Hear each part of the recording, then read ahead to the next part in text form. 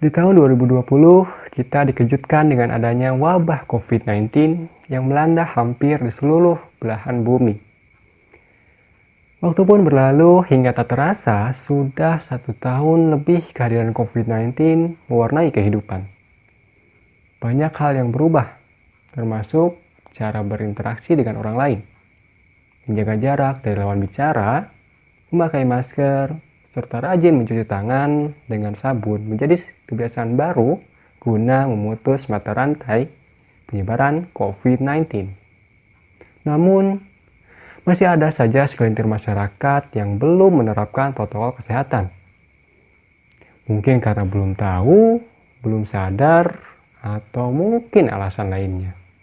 Lantas, apa kiranya solusi bagi masalah tersebut?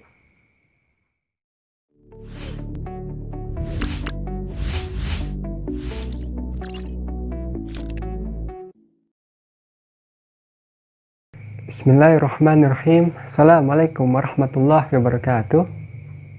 Innal hamdalillah nahmaduhu wa nasta'inuhu wa nastaghfiruh wa na'udzu billahi min syururi anfusina wa min sayyiati a'malina may yahdihillahu fala mudhillalah wa man yudlil fala hadiyalah. Wa asyhadu an la ilaha illallah wahdahu la syarikalah wa asyhadu anna Muhammadan abduhu wa rasuluh. Sebelumnya, perkenalkan, nama saya Moch Novan Andriansyah Pratama, sering dipanggil Novan. Saya dari tingkat 2A, Prodi D3 Keperawatan, Universitas Pendidikan Indonesia, Kampus Sumedang. Seperti yang kita tahu, dakwah berasal dari bahasa Arab. Kata da'a artinya memanggil, menyeru, mengajak, atau mengundang. Dakwah Islamiyah adalah salah satu kegiatan penting yang wajib dilakukan oleh umat Islam. Berdakwah mempunyai landasan normatif yaitu Al-Quran dan hadis. Dalam Al-Quran sendiri banyak memuat ayat yang berisi tentang dakwah dan prinsip-prinsip cara melaksanakan dakwah tersebut yang diperuntukkan bagi umat Islam. Salah satunya adalah dalam Quran surat ketiga Ali Imran ayat 104 yang berpesan agar senantiasa menyeru pada amar ma'ruf nahi mungkar. Dakwah idealnya dipahami sebagai keseluruhan upaya untuk menyeru manusia untuk mengamalkan ajaran Islam secara kafah dan memajukan umatnya menuju masyarakat yang modern juga diridhoi oleh Allah Subhanahu wa Ta'ala. Namun, tidak sedikit di antara masyarakat yang hanya memahami dakwah secara parsial dalam lingkup yang sempit. Masyarakat juga memaknai dakwah sebagai kegiatan ceramah agama, seumpama ceramah nuzul Quran, ceramah Maulid Nabi, ceramah Isra Mi'raj, dan lain-lain. Beralih kepada protokol kesehatan, pemerintah kita sudah gencar dalam melakukan edukasi dan sosialisasi protokol kesehatan ini, minimal dengan 3M, yaitu memakai masker ketika keluar rumah, rajin mencuci tangan menggunakan sabun, juga menjaga jarak dengan orang lain minimal 1,5 sampai 2 meter. Nah, tapi kalau mendengar 3M nih, saya jadi ingat salah satu lagu ya. Salah satu lagu. Ingat pesan ibu, pakai maskermu, cuci tangan pakai sabun, jangan sampai tertular. Ingat selalu pesan ibu, jaga jarakmu, hindari kerumunan, jaga keluargamu. Nah, kurang lebih gitu sih lagunya. Feelnya dapet lah ya, walaupun suara saya masih jauh dari kata bagus. Ya, mari kita kembali ke pembahasan.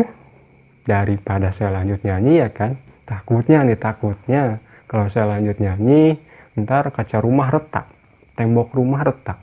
Bahkan hubungan diriku dengan dirinya juga bisa-bisa retak gitu kan, gara-gara suara barusan, suara nyanyiannya.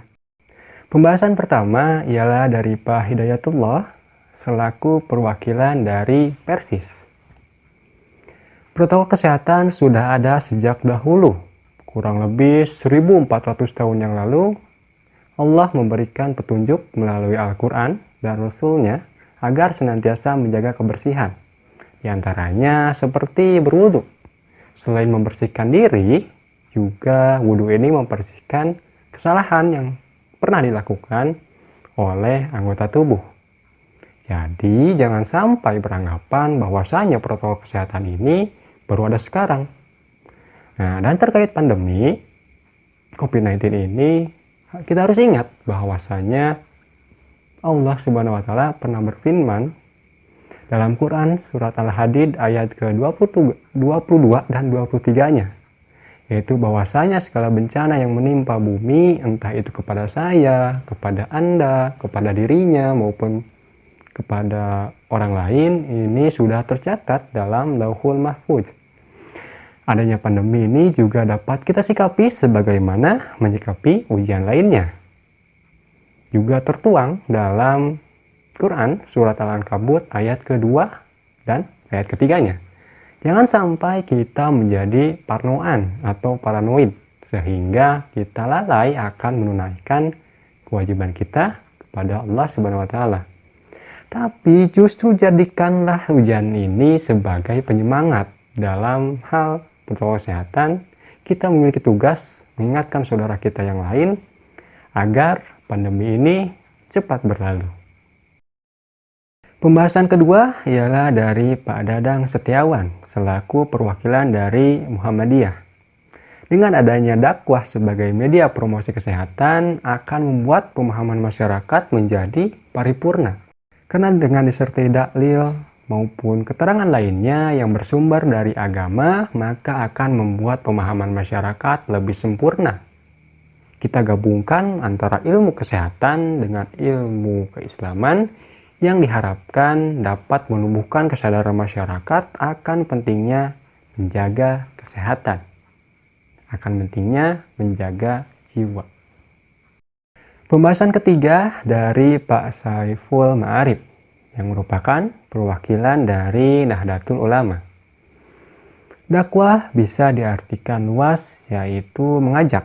Sejak zaman dulu, dakwah bisa melalui berbagai macam media, salah satunya surat kalau dulu tuh. Terlebih lagi sekarang di masa pandemi ini tersedia inovasi media penyaluran dakwah.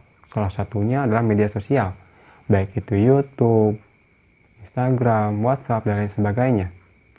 Nah, beliau mencontohkan Imam Ibnu Sina sebagai ulama yang menyampaikan tentang kesehatan, baik kesehatan secara medis atau secara herbal. Pembahasan keempat dari Pak Sodikin Yusuf selaku tokoh agama di lingkungan setempat. Dakwah merupakan kewajiban moral bagi seorang muslim. Bukan hanya tugas para guru maupun para ustadz, namun mencakup seluruh masyarakat sesuai kemampuannya masing-masing. Dalam hal ini, tenaga kesehatan bisa sekali berdakwah dalam bentuk edukasi masyarakat akan pentingnya kesehatan, terkhusus protokol kesehatan di masa pandemi. Jadi, kesimpulannya adalah dakwah sangat bisa dijadikan media promosi protokol kesehatan. Karena sejak dahulu Islam telah memberikan tuntunan bagaimana menjaga kesehatan. Dakwah juga merupakan kewajiban moral sebagai seorang muslim sesuai kemampuannya masing-masing. Dalam hal ini, tenaga kesehatan bisa sekali berdakwah dalam bentuk edukasi masyarakat akan pentingnya kesehatan, khususnya protokol kesehatan di masa pandemi ini. Dengan dijadikannya dakwah sebagai media promosi kesehatan akan membuat pemahaman masyarakat menjadi paripurna. Mungkin cukup sekian yang bisa saya sampaikan terkait dakwah yang dijadikan media promosi protokol kesehatan. Mohon maaf terhadap kesalahan-kesalahan yang terjadi maupun bercandaan-bercandaan yang mungkin tidak enak di hati. Mohon untuk dimaafkan. Saya Novan, pamit undur diri.